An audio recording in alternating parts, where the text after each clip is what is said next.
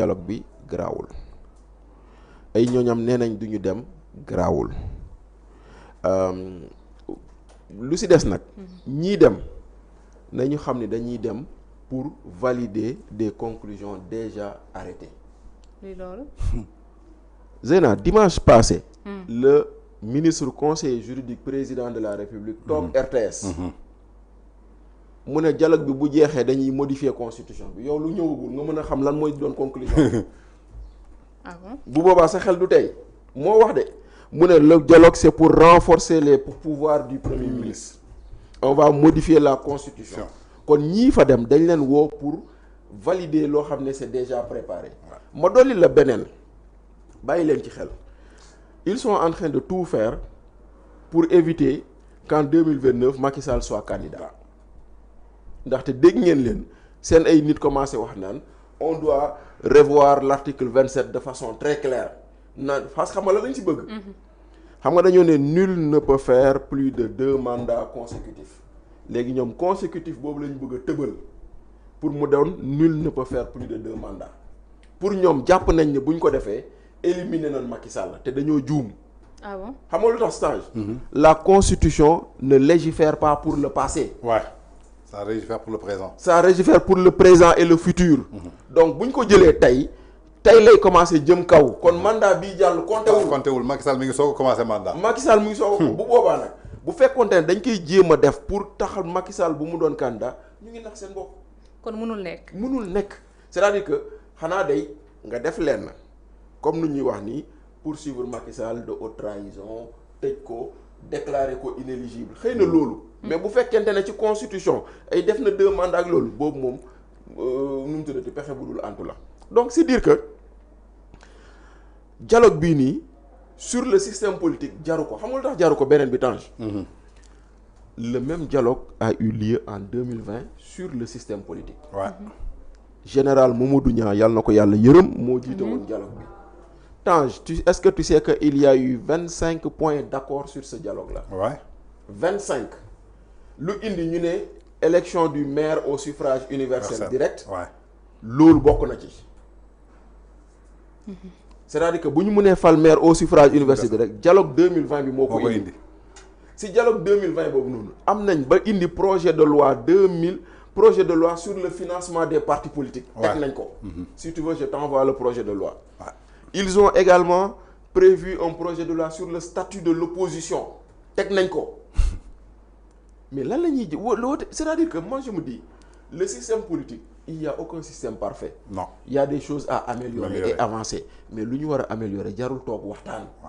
tey jii président Diomaye nee nañu moom dafa bëgg am cour constitutionnel. mais nañu am na majorité bu ko voté loolu. C'est simple. président Diomaye nee nañu dafa bëgg parce que wax nañu ko discours 3 avril xale bu am 18 ans ñu bind la directement sur le fichier électoral mais moi j'applaudis. ñëpp a ci ànd. mais loolu dafa jar woote dialogue. bëgg nañ nu mu tuddati yeneen ak yeneen mooy gis nga c'est-à-dire la nga wax da nga koy def maintenant nag. bu fekkente ne nag on veut donner plus de pouvoir au premier ministre ñu bëgg opposition bi garantir ko lewal ko autoriser ko na opposants yi def ndànk. moo tax man benn recommandation laa leen di jox ñoom opposants yi mooy nañu fexe ba bu ñu demee ci dialogue bi lépp lu ñu fa déggoo loo xam ne day toucher day laal ñu soppar ñi suñu constitution. nañu fexe ba am exigence ni loolu référendum moo koy def. comme ça au moins on consultera le peuple pour que le peuple dise quel est son avis sur les réformes de la constitution. mu bañ a nekk décision boo xam ne ça sera juste entre eux. voilà xam nga lu tax. ndaxte tey jii nii c'est vrai Diomaye a été élu par 54% des votants. Ouais. mais c'est pas 54% de la population. Ouais. nañu tey ci loolu ñoo yóbbaale amul yóbbaale. ah bon amul yóbbaale parce que le fichier électoral fait 7 millions d'électeurs. ñii voté woon en 2024 4 millions lañu sur les 4 millions 54% ñoo voté Diomaye muy à peu près 2 millions 500. 2 millions 400 2 millions 500. donc si tu as un fichier de 7 millions. 2 millions 400 c'est un tiers du fichier. donc ça veut dire que au moins il y a 4 millions et nangam d'électeurs qui n'ont pas voté pour toi. nga jógee ko foofu noonu les 2 millions qui ont voté et 500 qui ont voté pour Diomaye. sur les 18 millions de Sénégalais ça fait pas du 15% de la population donc nag dama jàpp ni bu ñu demoon ba ne déggoo nañ ci dialogue bi donte le man le contenu du dialogue je ne suis pas d'accord bu ñu demoon ba déggoo ci contenu dialogue bi lu xam ne li dafay toucher à la réforme de la constitution et à la réforme de notre système politique pour donner plus de pouvoir à un premier ministre ou pas nañ ko jël jox ko sénégalais ñu avec te beneen bi Tange nañu moytandiku de calquer nos institutions aux humeurs de nos dirigeants dafa mel ni sunu studio bii ce n'est pas parce que Tange veut un fond bleu qu'on va changer tout le fond en bleu bu subaa mu ñëw mën a je veux un fond vert on va changer le fond vert warul demee noonu c'est-à-dire que les gens doivent s'adapter à la situation qu'ils trouvent mais on ne doit pas adapter les situations aux gens qui arrivent si par extraordinaire on nous disait que président Diomaye nee na 2025 il n'est pas 2029 il n'est pas candidat et que waa Pastef ñu ne Ousmane Sonko mooy sunu candidat wala Ayib Daffé mooy sunu candidat ñu ñëw ñu jël ñu dem ñu gagnewaat élection yi à supposer est-ce que bu boobaa encore on va encore modifier la constitution pour ramener le pouvoir auprès du président non c'est-à-dire que instabilité institutionnelle boobu baaxul si ñun loolu nañ ko moytandiku te moytandikul moo di ni nañu bàyyi sunu institution nu mel ndaxte tey jii nii le pouvoir est détenu. Bachir est-ce que du attaque yi nga xam ne ñu ngi koy gis envers la personne de Ousmane Sonko étant premier ministre moo war a tax président bëgg ñu yokk li nga xamante ne moom mooy mandargam wala yokk pouvoir am ba tax dafay nekk institution dafay am loo xamante ne maanaam dina am loo xam ne tey Seyna bu attaqué Ousmane Sonko yoon dal ci kawam parce que Ousmane Sonko institution la. mais Ousmane Sonko tey jii fu mu nekk nii boo ko attaqué bu ko neexee mu porter la plainte lan moo ko tere.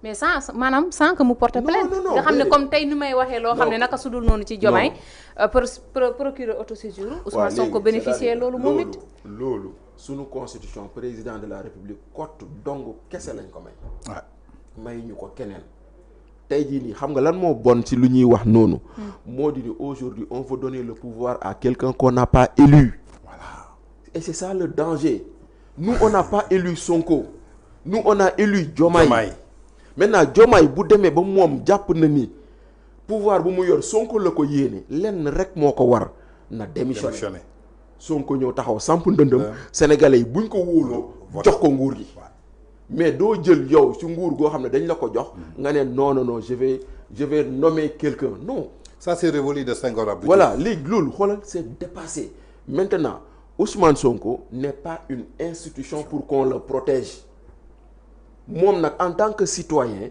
bu jàppee ni Bachir Fofana lu mu koy waxal du dëgg may na ko mu porter plainte Bachir Fofana la preuve Madiambal Diagne a reçu une plainte de maître Bamba Cissé qui dit agir au nom de monsieur Ousmane Sonko kon loolu quel est le problème maintenant aujourd'hui am na benn article bu ñuy yëkkati ci code pénal bi article boobu dafa am njuumte ci interprétation bi mooy lu ñuy naan article 254 boobu ñuy noonu celui qui exerce tout ou partie des pouvoirs du président gis nga Tange gaa ñi dañoo xamul suñu histoire politique Sénégal dañoo am poste premier ministre 1970 ba 1983 Abdou Diouf nekk na premier ministre de 1970 ba 1980 ba muy nekk premier ministre mu ñëw doon président nommé Moustapha Niass bi premier ministre et ministre des affaires étrangères en même temps pour ñu réformer poste premier ministre bi defe naa Habib Thiam moo ko réformer ñu supprimer poste bi quand ils l'ont supprimé Abdou Diouf da doon tukki bu daan tukki dafa doon am ku mu bàyyeel intérim ci ginnaawam et généralement c'était Jean Collin parce que Jean Collin jamono boobu moom moo nekkoon ministre secrétaire général de la présidence de la République léegi comme président dañ ko protéger bu tukkiwee mu jël intérim jox ko Jean Collin mu am protection bu war ci Jean Collin ba keroog président di ñibbisi est-ce que yaa ngi comprendre loolu moo waraloon bu président tukkiwee intérim bi quand Jean Collin mu ko doon assuré ñu ne képp koo xam ne il détient tout ou partie des prérogatives du président boo ko tooñee yoon day dal sa kaw effectivement mais nekkuñ ci situation te intérim bi sax mooy fekk président bi nekku fi mais tey président bi daf fee nekk premier ministre bi nekk fi ñu toppee c'est le cas de Abdou Nguer merci beaucoup on a dit que xaw ma lan offense à au chef de l'État alors que Abdou Nguer mosuñu dégg sax léegi nag moo tax nag loolu boo ko xamee comprendre ko da ngay xam ni vouloir poursuivre quelqu'un sur la base de l'article 254 du code pénal, c'est un article boo xam ne il n'a pas sa raison d'être. Parce que condition yu taxoon article boobu am condition yooyu moo fi jeex. Donc voilà, aujourd'hui maintenant nag Ousmane Sonko c'est une personnalité publique. Personnalité publique bu jàppee ni moom lañ koy waxal du dëgg du yoon day dem fa mbaxane doone benn. Parce que Ousmane Sonko n'est pas une institution. te Diomaye mënu ko def institution. déedéet Diomaye waru ko def institution. mais mën na ko. de mënu ko te waru ko. Maintenant aujourd'hui mënu ko te waru ko. léegi nag aujourd'hui si Diomaye veut faire de Ousmane Sonko une institution. en parce que dégg na le super fort ça revient à ce que li ñu. d'accord nañ loolu ay propos la mais propos yi ñu bëgg a déggal ci dialogue bi c'est-à-dire que léegi nag yooyu propos yooyu am yooyu yëpp on est d'accord. Zeyna sa jëkkër taxaw ne je veux te faire une reine taxul mu def la reine. taxul nga doon reine. waaw mais li ñu gis mu jëm ci dialogue bi nii kii wax ko RTS ne dafa bëgg ñu yokk doole premier te yokk doole premier ministre ci ban côté lañ ko mën a. waaw mais moom la Bachir wax léegi opposition bi nañ def attention bañ a cautionner li nga xamante ni tey jii maanaam ay conclusion la yu ñu tiré déjà te demoo ko dialogue. voilà xam nga yow dialogue bi demoo ko ci. waaw conseil juridique président. waaw la yan conclusion la ñu bëgg a tirer foofu. ci dialogue bi mu ne après le dialogue yow xam nga ko alors que waxtaanoo gu ñu ñoom jël nañu conclusion. te loolu bokkul ci TDR yi te loolu bokkul ci TDR yi ñu yónnee opposition bi. bokku ci déedéet. voilà réformer la constitution. bokku ci. augmenter les pouvoirs du premier ministre. bokku ci. ñoom système politique la ñu wax de façon générale liberté démocratie xaw ma lan ak lan. léegi yow loolu bokkul ci TDR yoo joxe ñu ne déetawaay yow nga joxe sa ay résultats te fekk dialogue commencé gul mais quand même les gens qui vont au dialogue nañ def attention.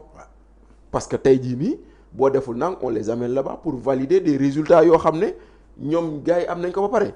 maintenant pour loolu mu bañ a am moo tax ma jàpp ni bu ñu demee ci dialogue bi nañu am une exigence comme quoi les conclusions quand ça touche aux réformes de la constitution doivent passer par référendum. te am nañu sañ-sañ proposer loolu ñu appliquer ko. waaw comme dañ leen suñ fa jëlee changer constitution bi. ñoom nee nañu d'accord nañ ci mais il faut que ñu yóbbu ko référendum nag xam nga mooy lan. mooy sénégalais yi ñooy choisir mooy oui ak non bi nga déggoon. effectivement d'accord ngeen ñi ne oui d'accord ñu ne non. ñu xool ban moo ko gagné ñu xam ne sénégalais yi ñoo ko. d'accord on l'a choisi en 2016. c'est-à-dire que Bachir dafa la wax lu leer. dañuy jëm ci loo xamante ni xamuñu lan mooy histoire politique u Sénégal tey ñi jàppee woon seen ay juristes gisatoo ci kenn ana Khadim Bamba Diagne ana Ngouda Mboup da nga leen gisati parce que amatuñu jox nañ leen ay postes casés na leen c'est-à-dire que ce sont des précédents dangereux ci dialogue bu ñu jëm et puis 1 an de pouvoir ku koy woote dialogue mooy ko tële loolu lañ la waxoon. moom moo ñu ko waxoon ne ñu yokk pouvoir Ousmane Sonko lan la mën a jural Bassirou Diomaye Diakhar Faye. kenn mënul yokk pouvoir am kenn mënul wàññi pouvoir am li ko décret bi may rek ci la mën a tënku bi Sénégal doonee Sénégal ba tey intérim boobu ñu la waxoon jëlee ko exemple ci Jean Collin loolu nekkatuñu ci temps boobu c'était depuis les années 1980 la constitution du Sénégal a évolué en 2001 avec Abdoulaye Wade sur référendum en 2016 avec Macky Sall sur référendum kon yaakaar naa ne du ñu toll en 2025 ñu ne dañuy delloowaat en 1980 quand même c'est-à-dire que président Diomaye mënul yokk ay pouvoir am mënul wàññi ay pouvoir am lenn la mën ñu soppi constitution bi parce que ay nit a koy tànn ci biir loolu nag pour ñu valider ko nañu fexe